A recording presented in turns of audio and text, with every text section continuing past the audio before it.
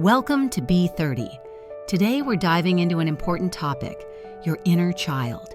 Even as adults, we carry the experiences of our younger selves with us. Sometimes those experiences leave wounds that shape how we feel, how we relate to others, and how we navigate the world. If you've experienced trauma, neglect, or abuse as a child, these wounds might still be affecting you in adulthood. Let's talk about 16 common signs of a wounded inner child and what you can do to heal. Remember, you're not alone in this. Number 16, mental health issues. Childhood trauma can make us more vulnerable to mental health issues like depression, anxiety, or PTSD. Abuse, neglect, or trauma can leave long-lasting effects on your mental well-being. If you struggle with extreme mood swings, chronic anxiety, or feelings of deep sadness, these may be signs of unresolved wounds. Seeking help from a licensed psychologist is an important step in addressing these issues. Number 15, physical health problems. Unresolved inner child wounds can show up as physical health issues too.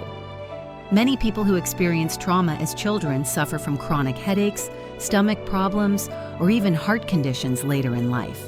Sleep disorders, such as insomnia, are also common in individuals with a history of trauma. These symptoms can be your body's way of holding onto stress and tension from the past. Number 14, avoidance of intimacy. If you find yourself avoiding both physical and emotional intimacy, this could be a sign of deep-seated inner child wounds. People who experienced abuse, particularly sexual or physical abuse, often struggle to feel comfortable with intimacy in relationships. Emotional abuse or neglect can also make it difficult to be vulnerable and open with others. Healing involves slowly rebuilding trust in yourself and your partner. Number 13, feelings of guilt. Children often take on guilt for things that were never their fault. If you were raised in an environment where your caregivers blamed you for their own mistakes or shortcomings, you might carry that guilt into adulthood. You may feel guilty for standing up for yourself or expressing your needs, even though you have every right to do so. Recognizing that you are not to blame for what happened in your past is a crucial step toward healing. Number 12, unwillingness to ask for help.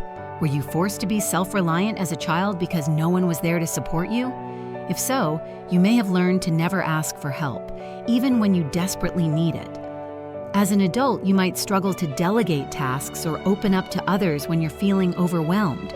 This behavior stems from a belief that you're on your own, but it's important to remember that asking for help is a strength, not a weakness. Number 11, difficulties setting boundaries. If you grew up in an environment where your caregivers were overbearing or controlling, you may struggle with setting healthy boundaries in your adult relationships. You might find it hard to say no, or you might let others make decisions for you, even when you feel uncomfortable.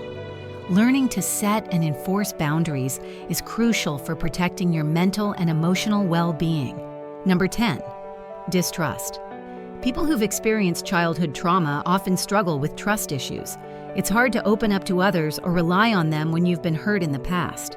This distrust can impact your relationships, making you feel like you need to carry all the responsibilities on your own, or that others will betray you if you show vulnerability. Working on trust starts with recognizing that not everyone will hurt you the way you've been hurt before.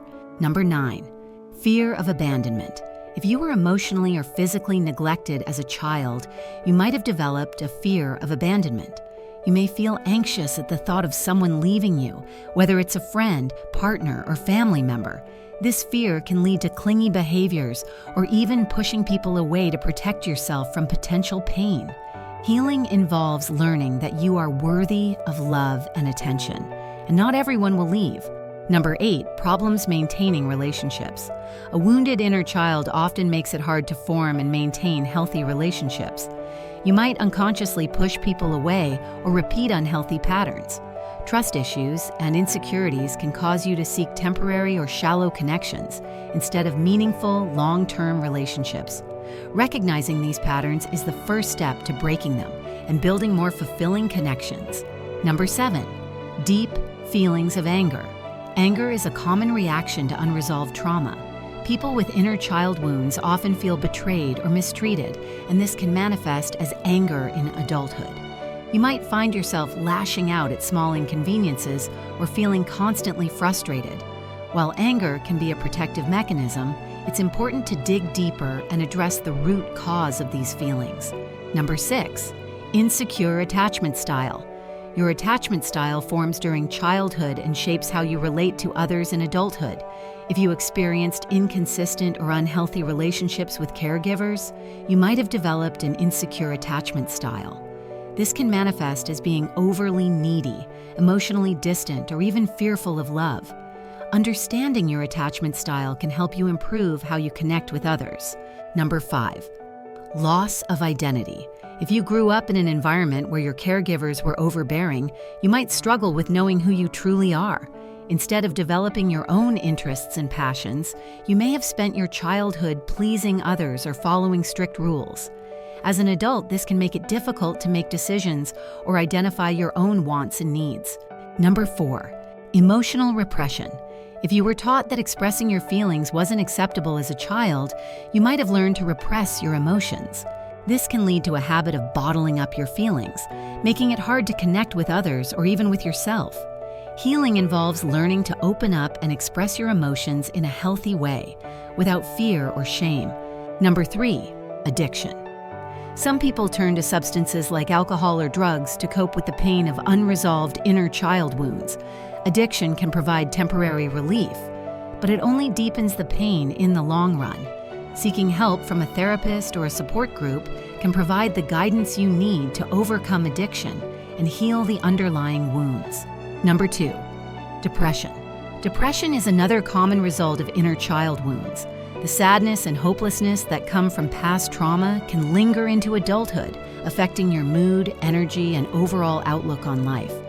If you find yourself struggling with persistent feelings of sadness or worthlessness, it's important to seek help and begin the process of healing.